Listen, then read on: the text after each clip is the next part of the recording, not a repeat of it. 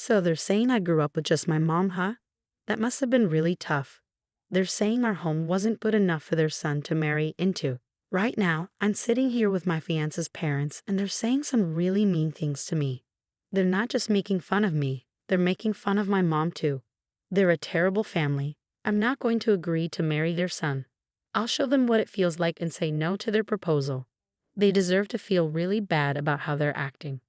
My name is Emma, and I'm 27 years old.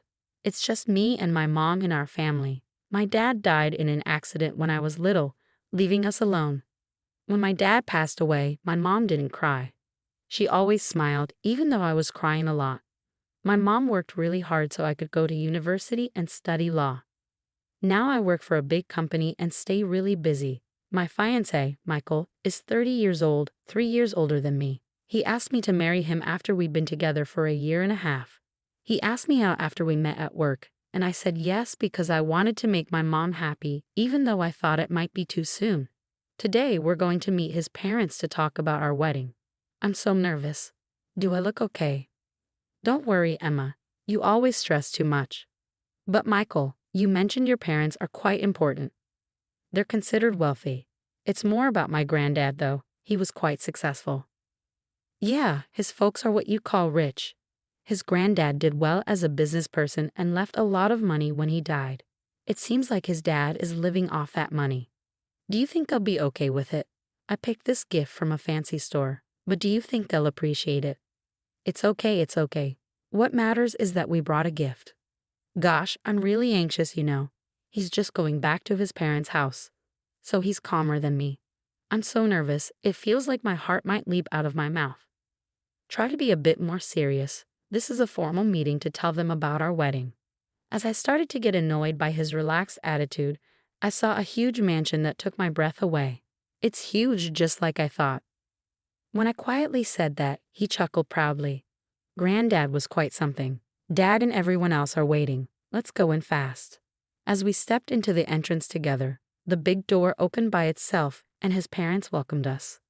Hello, you're Emma, right? Our son has told us about you. It's a pleasure to meet you. I'm Michael's mother. Yes, nice to meet you. I'm Emma. You're so sweet. Please come in. I'll prepare some tea. His mom was calm and smiling the whole time, which helped me relax a bit. His dad was also friendly. So you work with Michael, huh, Emma? That's impressive. A woman working at that company. Thank you. The term a woman bothered me a bit, but I took it as a compliment and replied politely. However, as the conversation went on, I started to feel more and more uncomfortable. While deciding to marry Michael takes courage, Emma. Huh? What do you mean? Michael's parents, in other words, us, were wealthy. Normally, someone might feel intimidated by the difference in status and be hesitant about marriage, you know. Yeah, some people might feel that way. Michael's dad seemed to think they were quite special and didn't hesitate to talk about their status. Michael's mom, who had been calm before, started to show her true colors as the conversation went on. Well, my family wasn't really rich, but as you can see, and pardon me for saying this, I'm quite attractive. Don't you think I'm a good match for my husband? Oh, I see, Emma. You're remarkable for agreeing to marry Michael with your looks. I couldn't do it. I couldn't tell if she was being sarcastic or sincere. I looked at Michael for help, but he didn't seem to care. In fact, he even joined in and started teasing me with his parents. Emma, she's not the most beautiful, but she's good at her job. I think she'll make a good wife. She's highly respected at work, even though she's a woman. I believe she can keep up with me, right? Was he always like this? When it was just the two of us, he seemed more composed. Maybe he acts different around his parents. While I wondered about this, I managed to keep up a polite smile. Suddenly, Michael's dad asked him, "Oh, Michael, have you met her parents yet?" Of course, I've already handled that, so no need to worry. I assume Emma's parents are pretty ordinary. She doesn't have a dad, but her mom seems like any other mom. After Michael's response, his dad's eyebrows twitched. No dad, Emma. What's the story there? Taken aback by the sudden change in Michael's dad, I quickly explained.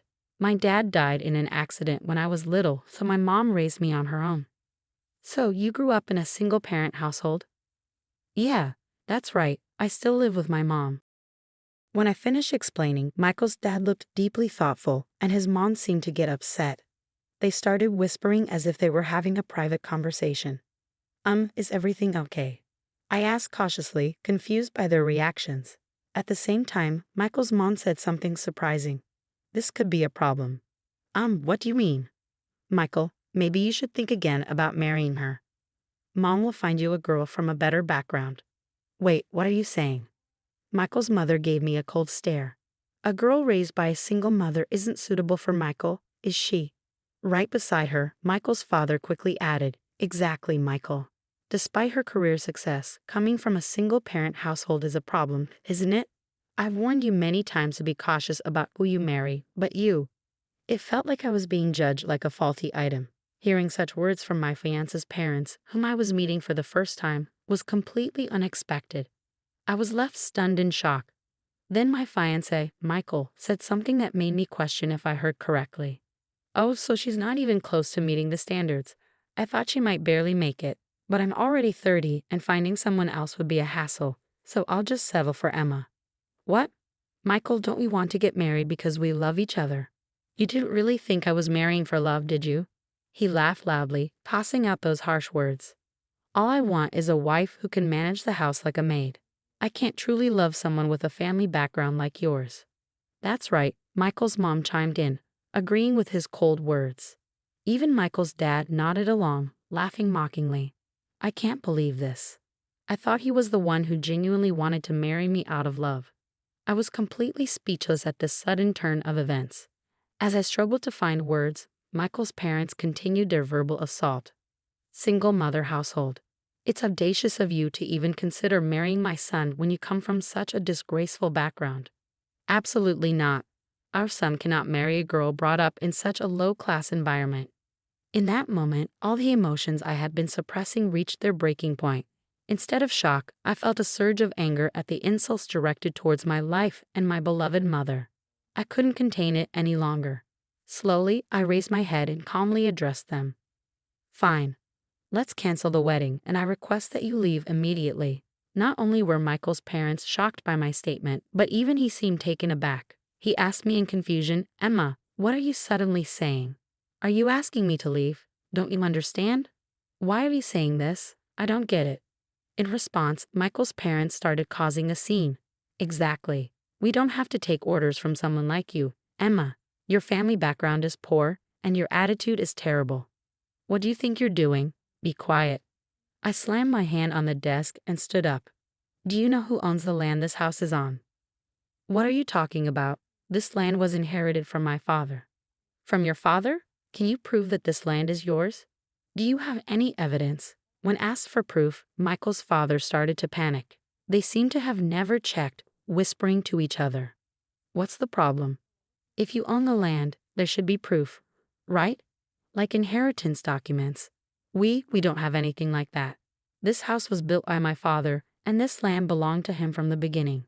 That's how he could build it." As Michael's father spoke, Michael's mother also chimed in. "First of all, what are you talking about, Emma? It's impolite for someone like you to discuss someone else's property. Stop it. Just because my parents didn't approve of our marriage, don't start making baseless accusations. It's pointless to keep going like this." I decided to reveal the truth. "It seems you're unaware, so I'll explain. Your grandfather only had a lease agreement with my grandfather." "What?